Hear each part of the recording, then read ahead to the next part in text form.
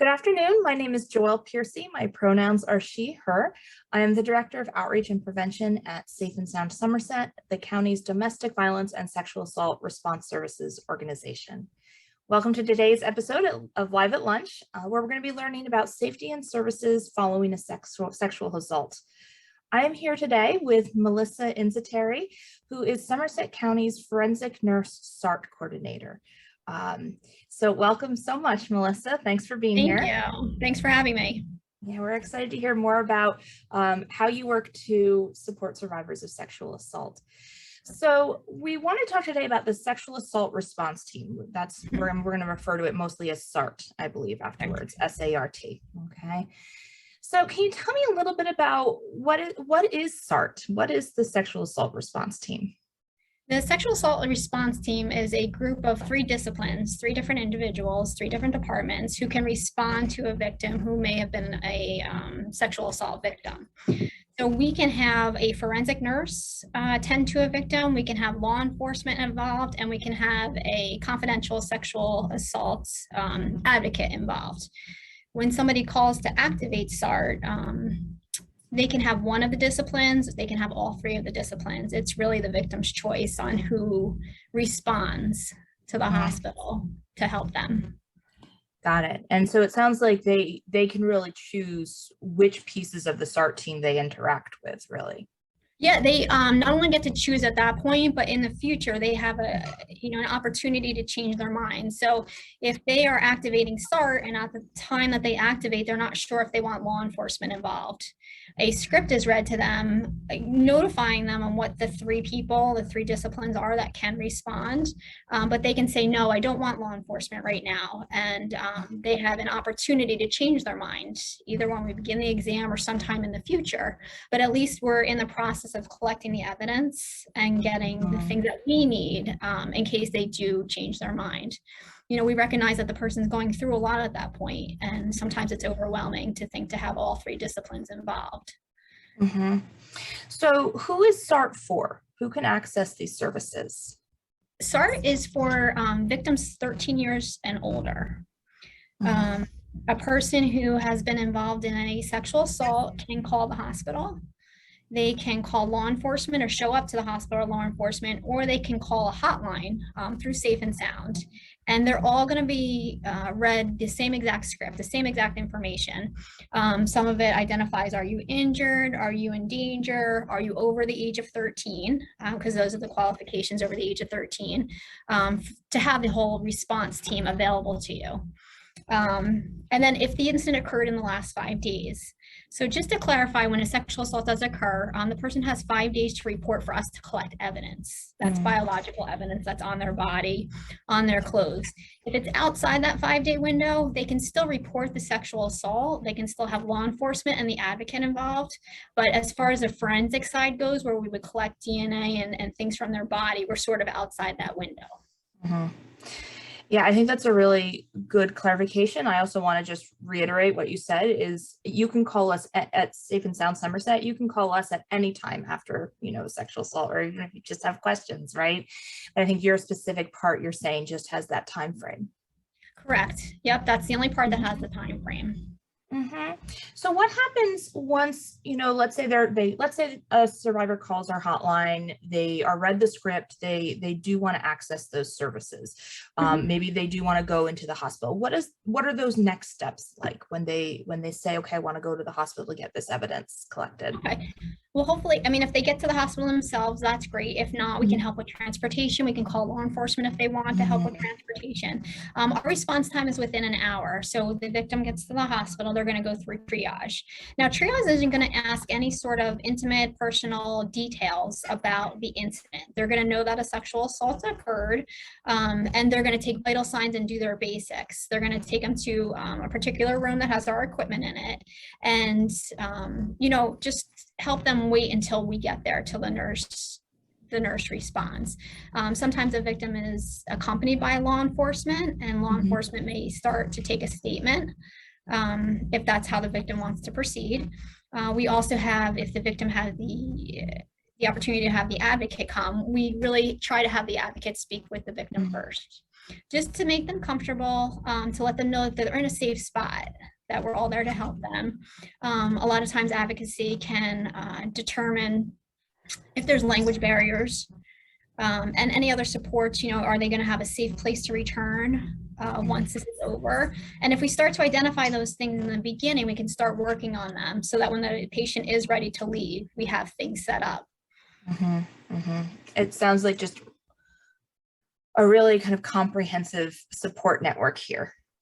It is, and that's really what we want to do. We are there for the patient. What they want to do, as much or as little as they want to do, is fine. They can activate us. We can come to the hospital, and they may decide they don't want to go through with it. They don't want to have a forensic exam, but they just want to have their report, and that's fine. We'll come, we'll speak to you, we'll reiterate what the services are for everybody. But then we'll back off and say, our services are still available. So if this is day one, following your sexual assault, you still have 5 days or 4 more days to access us. So if you don't feel comfortable with it right now, you can reactivate us within that 5-day window. And if it's not the whole team, it can just be part of the team. Absolutely. I think that the ability to say no can be really powerful for people in crisis. So it's really kind of awesome to see how that's built in throughout the whole process.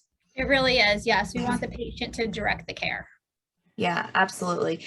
And I know you've been mentioning advocate. I just want to, for anyone watching, I just want to let you know we will be having an episode of Live at Lunch in the near future where we actually talk with, with someone who's doing the advocacy work. And so you can hear a little bit more about this program from that side too later on.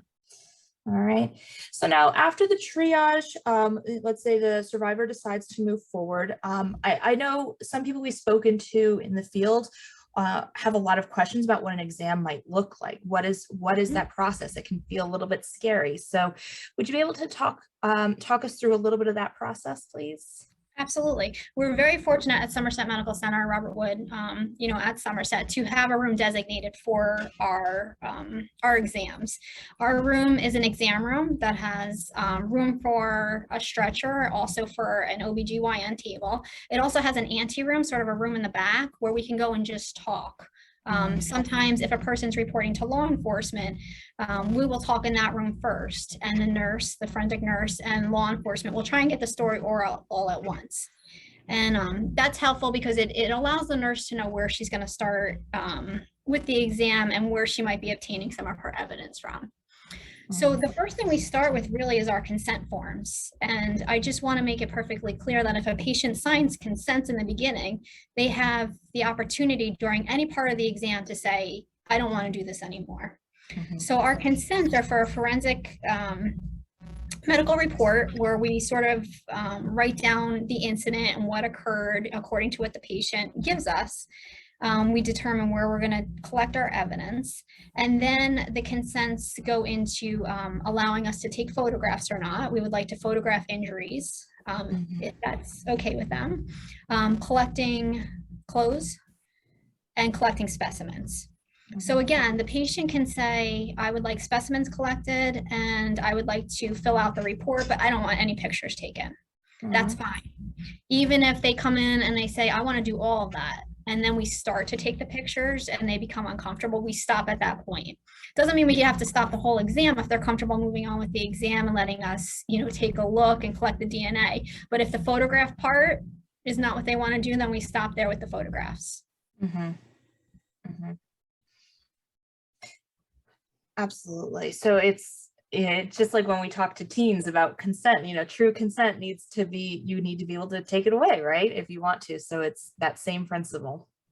Absolutely. And we really try to reiterate throughout the exam, if you're uncomfortable at any point, or if you just need to take a break, we can do that. They, at that point, the advocate is usually there and they can have the advocate, in the exam room with them if they want, or they can choose not to. They can dismiss the exam. They can ask the advocate to step out during the exam and come back in when it's over. We're just trying to offer as much support for the person, depending on what they want and what they need. Now, at the end of the session, so let's say the exam's finished, what happens next? What happens towards the ends of this whole process here? Well, at the end of the exam, we give a thorough discharge, packet and information, but I do want to back up just a little bit and Mhm. talk about the two sorts of kits that are available to our patients. Mhm. So we have the sexual assault forensic examiner kit where we're going to collect our DNA. We have the opportunity to use a specialized camera. It's called a colposcope that can Mhm. take pictures of minute and trauma throughout the body. And we have an ALS light which does fluorescence. So if Mhm. somebody reports that they were licked or kissed and it wasn't mutual and it's anything that they wanted, we're able to use that light to maybe take dried secretions. Those are some of the examples of what we might take from a patient. We Mhm. also have the opportunity to do a cervical exam to collect DNA from there or not. We don't have to do Mhm. that. We can just take a look if we want. The other Mhm. thing that we have is called a drug facilitated sexual assault.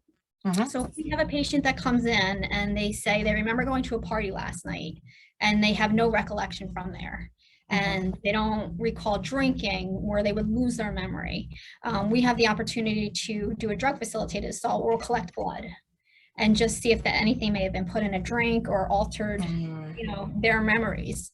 And part of that is important because there are reasons why you don't remember things sometimes. And Mhm. it's nobody's fault. It's not your fault. Things might be sketchy. Things might come back later.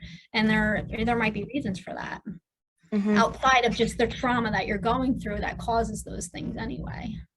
Yeah, absolutely. When we're in the field talking with people, and doing education programs, we get a lot of questions like, well, will I get in trouble? Will someone report me? So if someone is under the influence of anything, is that something you report, or how do you handle that situation? Absolutely not. And there should never be a deterrent for a patient to, ask for help or get help because they can drink. You're allowed to drink. You're Mhm. allowed to go out, and if you want to, put something in your body, you are allowed to do that. But someone's not allowed to take advantage of you because you've made that choice. Mhm. You cannot give permission to have sex under the influence. You have to be in control of your body. You have to be able to convey to somebody that you are allowing this to happen. And just because you had a few drinks does not mean that somebody has the right to take advantage of that. And that's really an important message. And I'm glad you pulled that up and that you asked that because we don't want to deter people from coming because they went out for a fun night the night before. There's Right. absolutely no judgment. We all know, we all go out, we all have fun, Mhm. and what your choice to do is your choice. But for someone to take advantage of you when you're making your choices is not right. Mhm. Absolutely. It's not consent, right? It's not Drinking consent. drinking is That's not right. consent. It is So, not consent. No. mhm. Mhm. Definitely. Thank you so much for addressing some of those. Again, it just seems like common fears we get, like, will I get reported? Will I get in trouble? And so we really want to focus on that fact that we are here to support you. We believe you, right? And Right. Yeah, we want to empower you to do as much or as little regarding this incident as you can. mhm. And if that means reporting to law enforcement and helping you, go down that route, that's fine. If you need time to think about what just happened, to process what might have just happened, we can give you a 5-year hold, which means that we put you in as a Jane Doe. Your name does not have to be associated with anything. It's just a number that's on your Mhm. case. If you decide to move forward after that, we can do that.